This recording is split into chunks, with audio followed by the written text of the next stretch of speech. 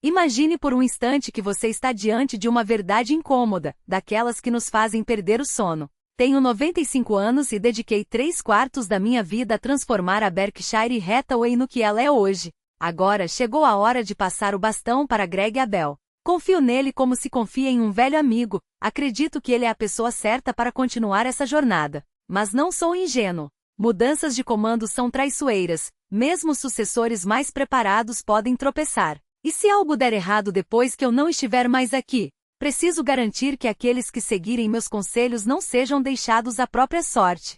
Por isso, hoje vou revelar as únicas 3 ações que compraria se Greg Abel não correspondesse às expectativas no comando da Berkshire. Não são apenas boas empresas. São fortalezas inabaláveis, negócios tão sólidos, tão simples e tão lucrativos que resistem a qualquer tempestade. Má gestão, recessões, concorrência feroz, revoluções tecnológicas.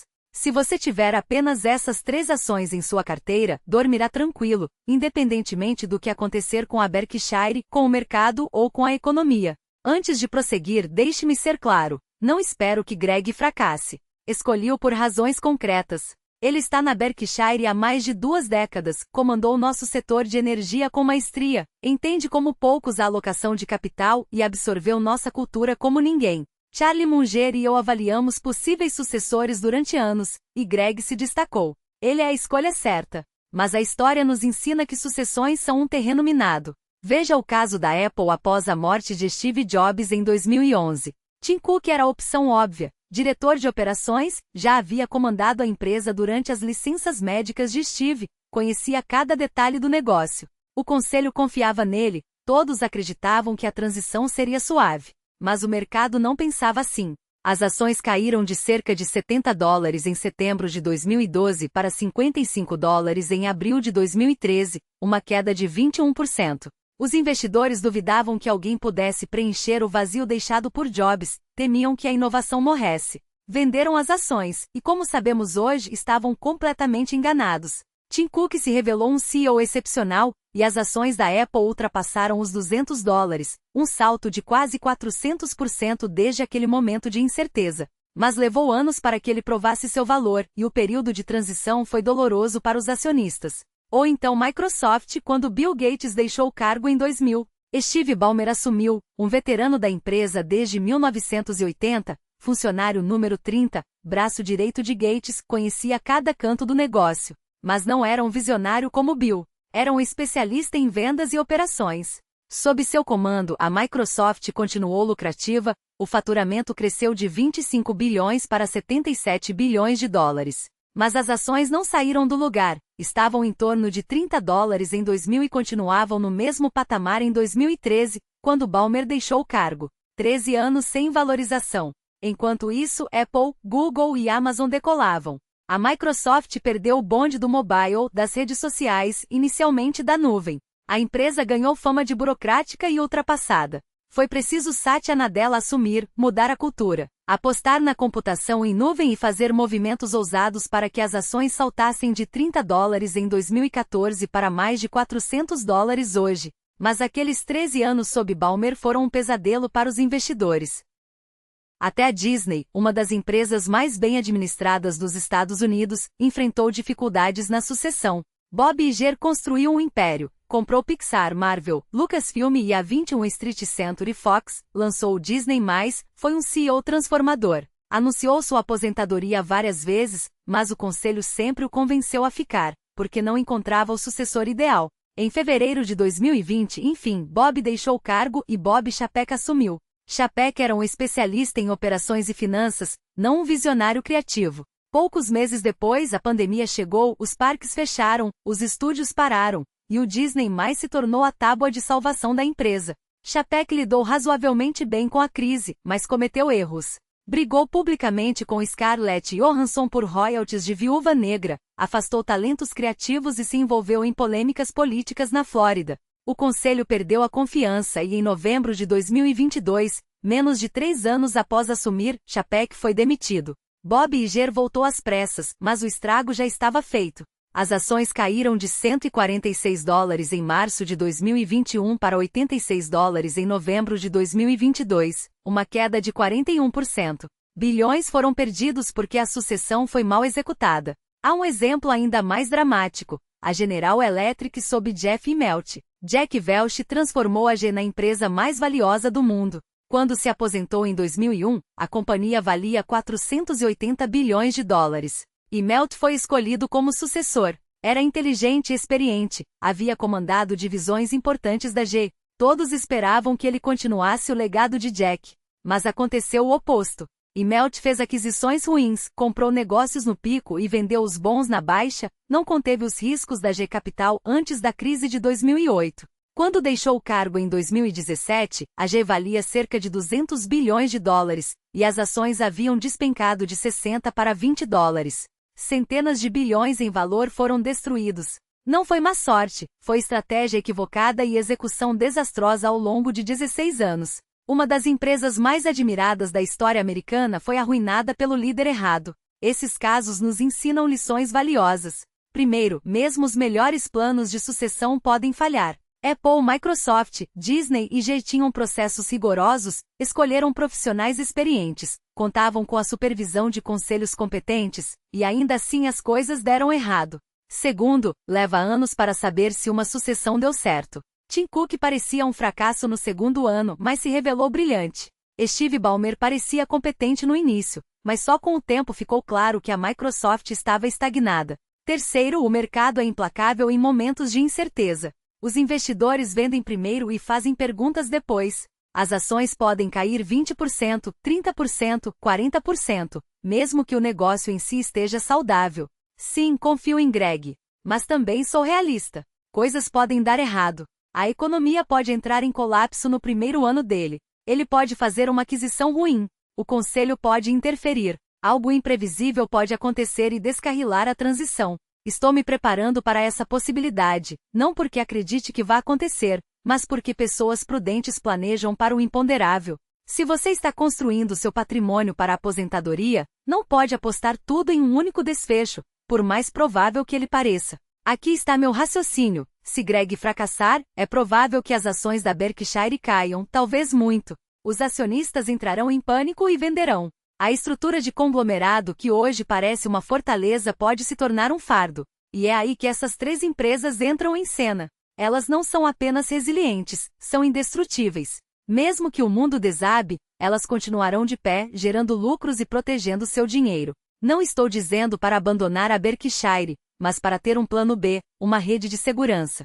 Porque no fim das contas, o que importa não é quem está no comando, mas sim onde você colocou seu dinheiro. E essa é apenas a primeira das três empresas que protegerão seu patrimônio quando as incertezas baterem a porta. A segunda é uma gigante que não vende produtos, mas sim confiança. Uma empresa que não precisa de publicidade agressiva porque seu nome já é sinônimo de segurança. Estou falando da Moody's, a agência de classificação de risco que domina o mercado essencial, dizer ao mundo quem merece crédito e quem não merece. Moody's não é uma empresa qualquer. Ela é uma das três agências que controlam 95% do mercado global de ratings de crédito. Bancos, governos, corporações, todos dependem dela para acessar capital. Sem o selo de aprovação da Moody's, os custos de financiamento disparam. Com ele, o dinheiro flui.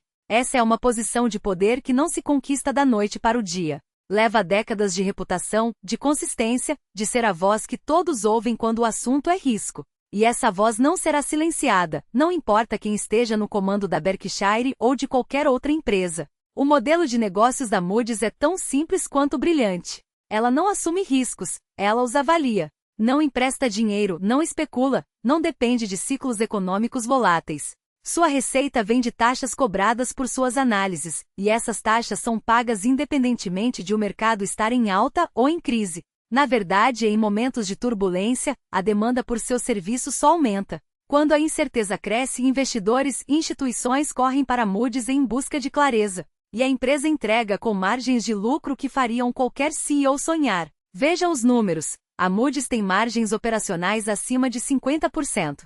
50%.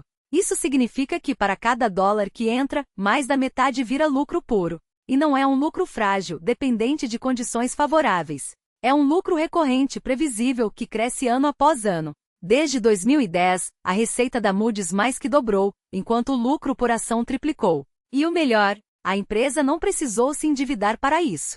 Pelo contrário, ela gera tanto caixa que distribui bilhões em dividendos e recompras de ações, recompensando os acionistas sem comprometer sua solidez. Mas o que realmente torna a Moody's indestrutível é sua barreira de entrada. Para competir com ela, uma nova agência precisaria de décadas de credibilidade, de uma base de clientes leais e de um histórico impecável. E mesmo assim os três grandes, Moody's, SP e Fitch, já dominam o mercado de tal forma que qualquer novo player seria ignorado. É como tentar competir com a Coca-Cola lançando uma nova marca de refrigerante. As pessoas simplesmente não trocam o que já conhecem e confiam. E essa confiança não é apenas um ativo intangível. Ela se traduz em poder de mercado. Quando a Moody's rebaixa a nota de um país ou de uma empresa, os juros sobem, os investimentos secam e os custos disparam. Governos e corporações fazem de tudo para evitar isso. Eles pagam as taxas da Moody's não porque querem, mas porque precisam. É um negócio que se alimenta de sua própria necessidade. E enquanto houver dívida no mundo, e sempre haverá, a Moody's terá um lugar garantido na mesa. Agora, você pode estar pensando, mas e se os reguladores quebrarem o oligopólio das agências de rating? É uma pergunta válida, mas a resposta é clara: isso não acontecerá. Os reguladores dependem das agências tanto quanto os mercados. Elas são uma peça fundamental do sistema financeiro global. Sem elas, o caos se instalaria. Bancos não saberiam a quem emprestar, investidores não teriam parâmetros e o crédito secaria. Os governos sabem disso.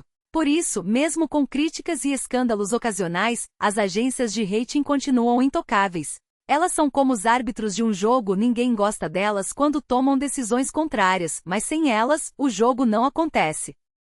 E não é só isso. A Moody's também está se adaptando ao futuro. Enquanto muitos veem a inteligência artificial como uma ameaça, a Moody's a enxerga como uma oportunidade. A empresa está investindo pesado em tecnologia para automatizar análises, reduzir custos e oferecer insights ainda mais precisos. Isso não significa que os humanos serão substituídos. Significa que a Moody's se tornará ainda mais eficiente, mantendo sua vantagem competitiva enquanto os concorrentes lutam para acompanhar. Mas o verdadeiro segredo da Moody's não está em sua tecnologia ou em seu modelo de negócios. Está em sua cultura.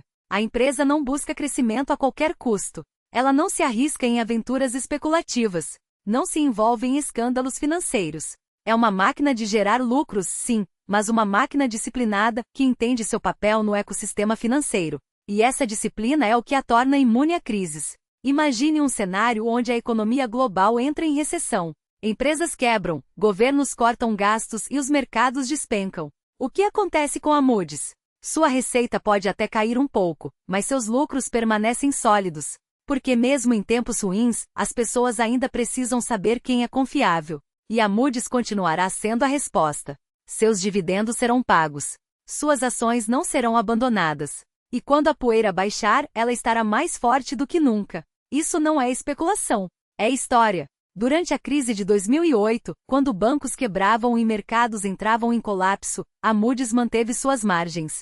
Enquanto outras empresas cortavam dividendos, ela os aumentava. Enquanto investidores fugiam de ações, os da Moody's eram recompensados com retornos consistentes. E isso não foi um golpe de sorte. Foi o resultado de um negócio que não depende de sorte, mas de uma posição inabalável no mercado. Então, se você está procurando uma empresa que sobreviverá a qualquer tempestade, que crescerá independentemente de quem estiver no comando, e que protegerá seu patrimônio enquanto outros entram em pânico, a Moody's é uma escolha óbvia. Ela não precisa de um gênio no comando. Não precisa de um mercado em alta. Não precisa de sorte. Ela só precisa continuar fazendo o que sempre fez, ser a voz da confiança em um mundo de incertezas. Valor que não se encontra em nenhum outro lugar. Imagine um negócio que não vende um produto, mas sim a confiança de que cada transação será concluída em milissegundos, em qualquer lugar do mundo. Um negócio que não precisa se preocupar com estoques, com logística ou com a volatilidade dos preços das matérias-primas. Um negócio que a cada vez que você passa o cartão, fatura uma pequena fração, mas que multiplicada por bilhões de transações diárias, se transforma em uma máquina de gerar lucros. Esse é o poder da Visa. Ela não compete com bancos. Ela não compete com fintechs. Ela não compete com ninguém, porque não há alternativa real. Você pode trocar de banco, pode trocar de cartão, pode até trocar de bandeira, mas no fim, a transação ainda passará pela rede da Visa. E por quê? Porque ela já está em todo lugar. Porque os comerciantes não podem se dar ao luxo de recusar o cartão mais aceito do planeta. Porque os consumidores não querem carregar dinheiro, não querem esperar na fila do caixa, não querem abrir mão da conveniência. A Visa não vende um serviço, ela vende a infraestrutura invisível que faz o mundo girar. E o mais impressionante? Ela faz isso com margens que fariam qualquer CEO de indústria tradicional chorar de inveja. Em 2023, a Visa registrou uma margem de lucro operacional de 65%. 65%. Isso significa que de cada dólar que entra, 65 centavos viram lucro puro. Não é um número que oscila com o ciclo econômico. Não é um resultado que depende de um produto inovador ou de uma moda passageira. É a consequência natural de um modelo de negócios que escala sem limites, onde cada nova transação adiciona receita praticamente sem custo incremental. Agora pense no crescimento. O mundo ainda está migrando do dinheiro físico para os pagamentos digitais. Nos Estados Unidos, cerca de 30% das transações ainda são feitas em dinheiro. Na Europa, esse número é menor, mas ainda significativo. E em mercados emergentes? Na Índia, no Brasil, na África? A penetração dos cartões é ínfima comparada ao potencial. A Visa não está apenas surfando uma onda. Ela está criando o oceano. E à medida que mais países adotam pagamentos digitais, à medida que mais consumidores abandonam o dinheiro, à medida que mais comerciantes percebem que aceitar cartão não é um custo, mas uma necessidade, a Visa cresce. Não em linha reta, não sem obstáculos, mas de forma inexorável. E o que acontece quando a economia desacelera? Quando as pessoas gastam menos? A Visa não sofre como um varejista ou uma montadora. Pelo contrário, em tempos de incerteza, os consumidores tendem a usar mais cartões de crédito, adiando pagamentos e mantendo o volume de transações. E mesmo que o valor médio das compras caia, a Visa continua faturando sua pequena porcentagem. É um negócio resiliente por natureza, porque está ancorado em um hábito humano básico, o desejo de conveniência. Mas o verdadeiro segredo da Visa não está apenas no que ela faz hoje, está no que ela pode se tornar amanhã. Pagamentos instantâneos, criptomoedas, transações cross-border, inteligência artificial aplicada à prevenção de fraudes. A Visa não é uma empresa estagnada. Ela investe bilhões em tecnologia para garantir que, não importa como o mundo mude, ela continue sendo a espinha dorsal do sistema financeiro. E o melhor, ela não precisa inventar nada do zero. Basta aprimorar o que já funciona, expandir para novos mercados e deixar que o efeito de rede faça o resto. Agora compare isso com qualquer outro negócio. Uma empresa de tecnologia pode ser disruptada da noite para o dia. Uma fabricante de carros pode ver sua demanda evaporar com uma mudança regulatória. Uma varejista pode ser esmagada pela concorrência. Mas a Visa? Ela é como um rio. Pode mudar de curso, pode encontrar obstáculos, mas nunca para de fluir. E enquanto o mundo continuar trocando bens e serviços por dinheiro, enquanto as pessoas continuarem querendo conveniência, enquanto os comerciantes continuarem precisando de uma forma segura e eficiente de receber pagamentos, a Visa estará lá, cobrando sua pequena taxa, gerando lucros e enriquecendo seus acionistas. E não é só teoria. Os números não mentem. Nos últimos 10 anos, a receita da Visa cresceu a uma taxa anual composta de 11%. O lucro por ação, a 18%. E o preço da ação? Subiu mais de 600% no mesmo período. Isso não é sorte. Não é timing. É o resultado de possuir um negócio que, ano após ano, faz exatamente o que se propõe a fazer: conectar o mundo através de pagamentos. Então, se você está construindo um portfólio para durar décadas, se quer um ativo que sobreviva a crises, que cresça independentemente de quem estiver no comando, que proteja seu patrimônio enquanto outros se desesperam, a Visa não é apenas uma opção, é uma necessidade. Porque no fim das contas não importa se o mercado está em alta ou em baixa, não importa se a economia está crescendo ou em recessão, o que importa é que as pessoas continuarão comprando. E a cada compra a Visa fatura, e a cada fatura seu patrimônio cresce. Sem drama, sem surpresas, apenas um negócio excepcional, fazendo o que faz de melhor, enriquecer quem tem a sabedoria de ser seu sócio. E o que parece insignificante se transforma em uma máquina de lucros imparável. 15 centavos em uma única compra de café? Uma ninharia. Mas quando você multiplica isso por bilhões de transações diárias, por trilhões de dólares em volume anual, o que emerge não é apenas um negócio, é um império financeiro. E o mais impressionante, cada centavo que a Visa fatura cai quase inteiramente no lucro. Porque, ao contrário de indústrias que precisam reinvestir pesado para crescer, a Visa opera com uma eficiência brutal. Sua infraestrutura já está construída. Seus sistemas já estão rodando. Processar US$ 1 trilhão custa praticamente o mesmo que processar 2 trilhões. O custo marginal é zero. E é aí que a mágica acontece. À medida que o volume cresce, quase toda a receita adicional se converte em lucro puro. Imagine um negócio onde você não precisa contratar mais funcionários para vender mais, não precisa construir novas fábricas, não precisa gastar em logística. A Visa não precisa fazer nada disso. Seu ativo é uma rede digital, escalável até o infinito, que se fortalece a cada nova transação. E o melhor, ela não depende de ciclos econômicos, de modas passageiras ou de inovações disruptivas. Enquanto houver comércio, enquanto as pessoas continuarem trocando dinheiro por bens e serviços, a Visa estará lá, faturando sua fração pequena, mas implacável, de cada movimento. Agora pense no cenário global. Nos Estados Unidos, 20% das transações ainda são em dinheiro.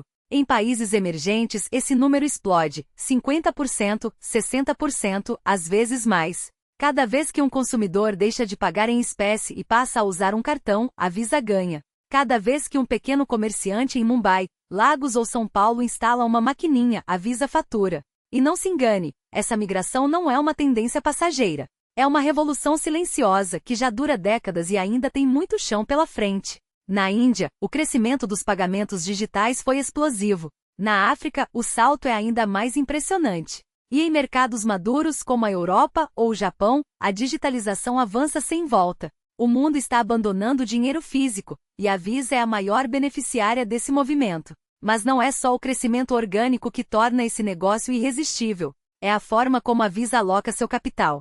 Com margens operacionais acima de 65%, ela gera mais caixa do que consegue reinvestir. O que faz com uma empresa que não precisa gastar para crescer? Devolve aos acionistas. Compras de ações, dividendos crescentes, recompras agressivas, tudo isso enquanto o negócio continua se expandindo. Desde 2010, a Visa já retornou mais de US$ 100 bilhões aos seus sócios. E não é um retorno qualquer, é um retorno que se acumula ano após ano, impulsionado por um modelo que não encontra paralelos em nenhum outro setor.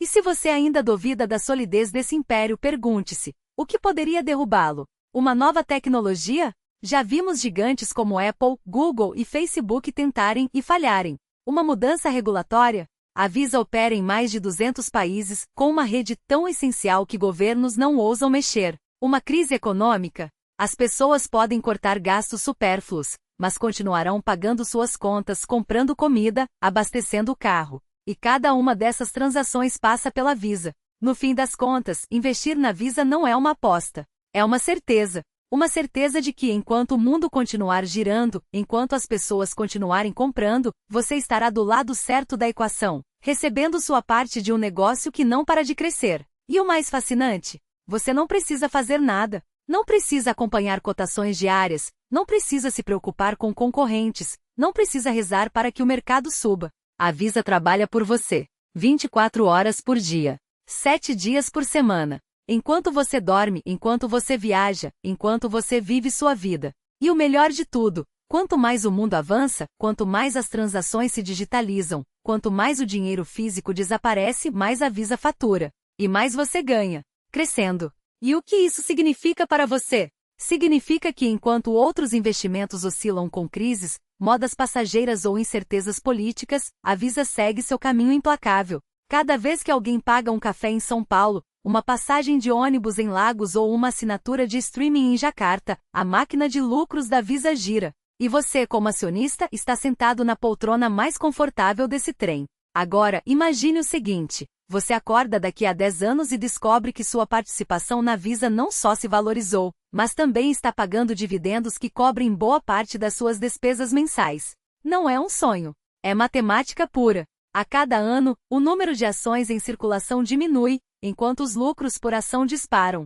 Em 2014, a Visa tinha 4,4 bilhões de ações. Hoje são pouco mais de 2 bilhões. Menos ações para dividir o mesmo bolo, ou melhor, um bolo que cresce sem parar. E o que acontece quando um bolo encolhe e os pedaços ficam maiores? Cada fatia sua engorda. Mesmo que o mercado tenha um ano ruim, mesmo que a economia desacelere, a Visa continua comprando suas próprias ações como se fossem pães quentes. E cada ação que ela retira do mercado é um pedaço a mais para você. Mas não é só isso. A empresa não está apenas encolhendo o número de ações, ela está expandindo seus domínios. Na América Latina, o Brasil já é o terceiro maior mercado da Visa em volume de transações, atrás apenas dos Estados Unidos e da China. E o que está acontecendo por aqui? O Pix, você dirá. Sim, o Pix é uma realidade, mas ele não compete com a Visa, ele a complementa. O Pix é para transferências entre pessoas, para pagar contas, para movimentações rápidas. A Visa é para o resto, para aquele cartão que você usa no exterior, para as compras online em sites internacionais, para os pagamentos recorrentes que não podem falhar. E adivinha? O Pix não cobra taxas. A Visa sim. E enquanto o Banco Central do Brasil comemora a adoção do Pix, a Visa comemora cada vez que você escolhe o cartão em vez do dinheiro ou da transferência instantânea. Na África, onde 60% da população não tem conta bancária, a Visa não está esperando que os bancos tradicionais cheguem. Ela está se integrando aos sistemas de pagamento móvel, como o M-Pesa, que já movimenta bilhões de dólares por ano. E o que acontece quando um africano sem conta bancária recebe um smartphone? Ele começa a usar o M-Pesa. E quando ele quer comprar algo online? Ele usa um cartão virtual da Visa vinculado à sua carteira digital. A Visa não está competindo com o futuro, ela está construindo o futuro. E você, como acionista, está com o martelo na mão. Agora vamos falar de algo que poucos entendem. A Visa não é apenas um negócio de pagamentos. É um negócio de dados. Cada transação que passa pela rede da Visa gera informações valiosas. Não são dados pessoais, são padrões, tendências, comportamentos de consumo. E o que a Visa faz com esses dados? Ela os vende. Para bancos, para varejistas, para governos. Ela ajuda empresas a entenderem seus clientes, a preverem demandas, a otimizarem estoques. É como se, além de ser a estrada por onde passam os carros, a Visa também vendesse um mapa do trânsito em tempo real. E essa receita de dados? Ela cresce mais rápido do que a receita de pagamentos. É um negócio dentro do negócio, com margens ainda mais altas. E quanto à concorrência? Vamos ser claros, a Mastercard é uma ótima empresa, mas ela não é uma ameaça. Elas dividem o mercado como Coca-Cola e Pepsi competem, mas crescem juntas. E as fintechs? Elas não estão tirando o lugar da Visa. Elas estão usando a Visa. Quando você paga com o Apple Pay, está usando a Visa. Quando você faz uma compra no Mercado Pago, está usando a Visa. Quando você assina um serviço no Spotify, está usando a Visa. As fintechs são como lojas que alugam espaço no shopping da Visa. Elas pagam aluguel. E quem é dono do shopping? Você, se for acionista. Agora pense no seguinte, a Visa não precisa inventar nada novo. Ela não precisa criar o próximo iPhone ou descobrir uma cura para o câncer. Ela só precisa continuar fazendo o que sempre fez, processar pagamentos. E o mundo? O mundo está se movendo na direção dela. Cada vez menos dinheiro em espécie, cada vez mais transações digitais, cada vez mais comércio global. A Visa não está correndo atrás do futuro, ela está no futuro. E você pode estar lá com ela, sem precisar fazer nada além de segurar suas ações. E se você ainda tem dúvidas, olhe para os números. Desde que a Visa abriu capital em 2008, suas ações se valorizaram mais de 1.500%. Isso não é sorte. Isso é um negócio que cresce enquanto você dorme, que se beneficia da inflação, que se fortalece com a digitalização e que recompra suas próprias ações como se não houvesse amanhã. E o melhor, ainda há muito espaço para crescer. A Índia, a África, o Sudeste Asiático, esses mercados estão apenas começando. Quando eles atingirem o nível de digitalização dos Estados Unidos ou da Europa, a Visa estará lá, colhendo os frutos. Então, pergunte a si mesmo, onde mais você pode colocar seu dinheiro e ter a certeza de que daqui a 10 anos, ele estará trabalhando para você, mesmo enquanto você estiver de férias, mesmo enquanto você estiver dormindo, mesmo enquanto o mundo ao redor muda? A Visa não é apenas um investimento. É um seguro contra a incerteza. É a garantia de que não importa o que aconteça, o dinheiro continuará fluindo, e uma parte dele será sua. E aqui está a verdade que poucos enxergam. Coxo não compete com varejistas. Ela compete com a ineficiência. Enquanto outras empresas desperdiçam recursos em marketing, margens infladas e burocracia, Coxo opera como uma máquina de precisão. Cada centavo economizado no produto é um centavo que volta para o bolso do cliente, ou para o caixa da empresa, na forma de uma assinatura que se renova sozinha, ano após ano. É um círculo virtuoso que se alimenta de disciplina, não de sorte. E o que acontece quando você combina essa disciplina com escala?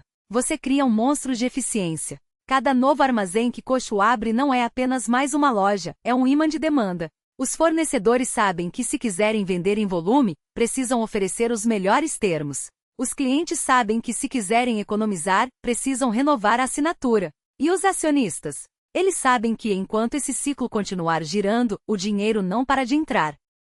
Mas não é só sobre o que Coxo faz hoje. É sobre o que ela pode fazer amanhã. Imagine um mundo onde cada família, em cada cidade, tenha um Costco a menos de 30 minutos de distância. Hoje, nos Estados Unidos, a cobertura já é impressionante. Mas na Europa? Na Ásia? Na América Latina? O potencial é quase ilimitado. E não estamos falando de um crescimento linear. Estamos falando de um crescimento exponencial, onde cada novo membro atrai mais membros, cada novo armazém atrai mais fornecedores, e cada fornecedor pressiona os preços para baixo, reforçando ainda mais o valor da assinatura. E o mais fascinante? Costco não precisa inventar nada novo. Não precisa de uma revolução tecnológica. Não precisa de um produto milagroso. Ela só precisa continuar fazendo o que sempre fez: vender barato, tratar bem os funcionários, e deixar que a matemática faça o resto. Porque no fim das contas o modelo não é complexo, é apenas implacável. Enquanto outras empresas tentam enganar o cliente com promoções temporárias ou margens infladas, Costco joga limpo. E é justamente essa honestidade brutal que a torna invencível. Agora pense no seguinte: se você pudesse escolher apenas 3 empresas para colocar seu dinheiro e esquecer por décadas, uma delas seria uma máquina de processar pagamentos globais. Outra seria um império de consumo que cresce sem parar. E a terceira? Seria uma fortaleza de eficiência, onde cada dólar investido é multiplicado pela fidelidade de milhões de clientes, pela previsibilidade de receitas recorrentes e pela capacidade de expandir sem perder o controle. Costco não é apenas um negócio, é um sistema. Um sistema que recompensa quem entende seu poder e tem paciência para deixar o tempo trabalhar a seu favor. E a pergunta que fica é: se você não colocar seu dinheiro onde ele pode crescer sozinho, onde mais vai colocá-lo? Em ativos que dependem de sorte? Em empresas que lutam para sobreviver? Ou em um modelo tão sólido que mesmo em crises continua atraindo clientes, gerando lucros e recompensando acionistas? A escolha é sua. Mas o tempo não espera. E enquanto você hesita, o ciclo continua girando. Aumentar posições em ações, mesmo que sejam de empresas excepcionais, é uma questão de escala e prioridade. Mas isso não diminui em nada o valor dessas companhias, pelo contrário, só reforça como elas são resilientes. Afinal, mesmo quando o investidor do meu porte as subestima, elas continuam entregando resultados ano após ano, como se dissessem: você pode até ignorar nosso potencial, mas o tempo não. E aqui está a verdade incômoda: a maioria dos investidores passa a vida inteira buscando a próxima grande oportunidade, pulando de ação em ação, tentando adivinhar o mercado, enquanto os verdadeiros construtores de riqueza fazem exatamente o oposto. Eles escolhem empresas que não precisam de adivinhação. Empresas que vendem produtos que as pessoas compram mesmo quando não querem, que processam pagamentos que o mundo não pode deixar de fazer, que criam um ecossistema tão valioso que os clientes pagam para ter o direito de gastar mais. Esses negócios não dependem de tendências passageiras, de modismos ou de inovações disruptivas que podem desaparecer em uma década. Eles são como a gravidade, sempre presentes, sempre funcionando, sempre puxando o valor para cima. Agora, imagine por um segundo que você não tivesse que se preocupar com nada disso. Que pudesse acordar daqui a 20 anos e descobrir que seu dinheiro não só se multiplicou, mas também gerou uma renda passiva capaz de sustentar seu estilo de vida, sem que você tivesse que vender um único ativo. Que pudesse viajar, ajudar sua família ou simplesmente dormir tranquilo, sabendo que seu patrimônio está protegido por modelos de negócios tão sólidos que sobreviveram a guerras, pandemias, crises financeiras e até mesmo a incompetência ocasional de seus próprios gestores. Isso não é sonho, é matemática. Porque quando você possui empresas que crescem seus lucros ano após ano, que aumentam seus dividendos sem parar, que recompram ações para concentrar ainda mais seu poder de fogo, o efeito composto faz o trabalho pesado. Não é magia. É a lei mais poderosa do universo financeiro. O tempo transforma pequenas vantagens em fortunas.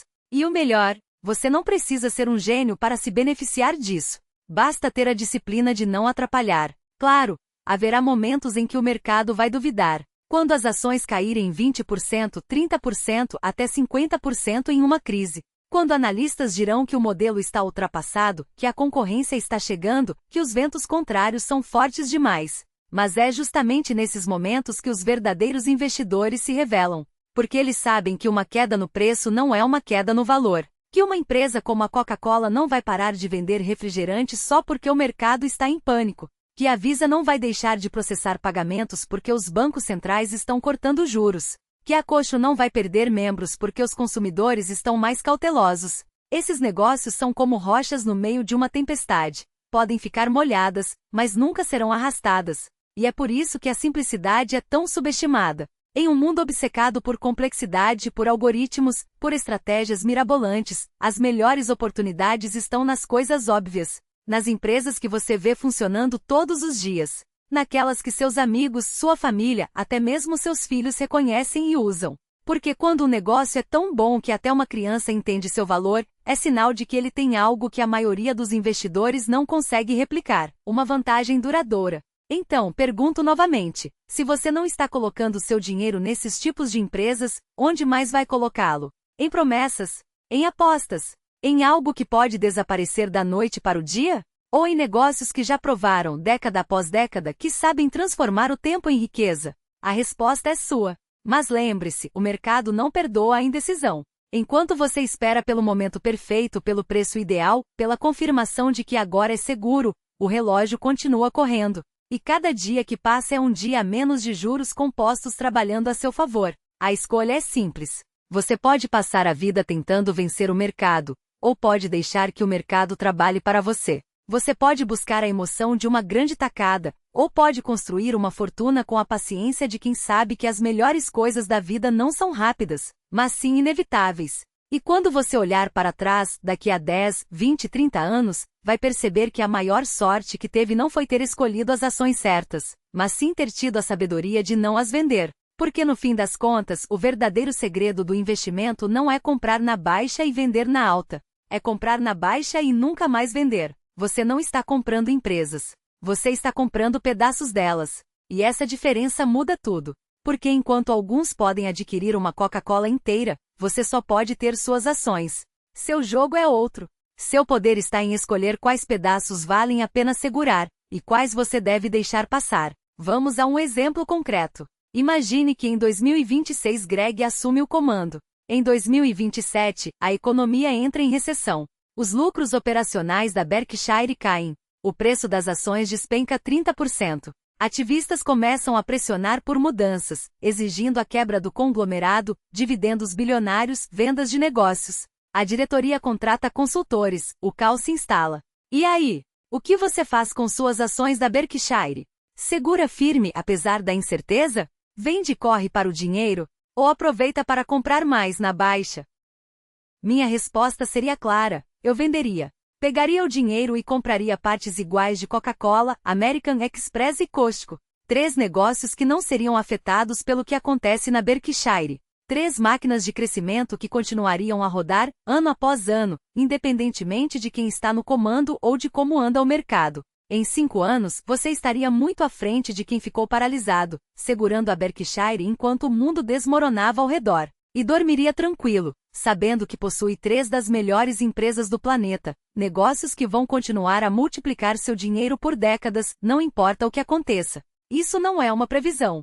Não estou dizendo que esse cenário vai se concretizar, mas se acontecesse, você estaria protegido. E é justamente esse o ponto. Prepare-se para o imprevisível. Tenha em mãos empresas que sobrevivem a qualquer tempestade. Monte uma carteira que não dependa de um único gestor, de uma única empresa, ou de um único desfecho. É assim que se constrói riqueza duradoura, não apostando tudo em uma única cartada, mas sim possuindo negócios excepcionais que prosperam em qualquer ambiente. Deixe-me compartilhar uma última reflexão. Passei a vida inteira estudando empresas. Analisei milhares. Possuí centenas. Ganhei bilhões encontrando negócios subvalorizados e segurando-os por tempo suficiente. E depois de tudo isso, posso afirmar com convicção: empresas verdadeiramente grandes são raras. A maioria é medíocre. Vivem de margens apertadas, competem em mercados saturados, lutam para crescer e são facilmente substituíveis. As empresas que descreve hoje são diferentes. São excepcionais. São insubstituíveis. São máquinas de crescimento que não param de trabalhar para você. Se você tiver apenas essas 3 ações e não fizer mais nada, já estará à frente de 90% dos investidores. Construirá riqueza, gerará renda, dormirá em paz e estará protegido, não importa o que aconteça com a Berkshire ou com qualquer outra coisa. Esse é o meu conselho. É o que eu faria se Greg Abel fracassasse, e é o que você deveria considerar mesmo que ele tenha sucesso. Compre grandes negócios. Segure-os para sempre. Deixe-os trabalhar. Essa é a rota mais simples para a riqueza, a mais segura, e é exatamente o caminho que eu seguiria se estivesse começando hoje.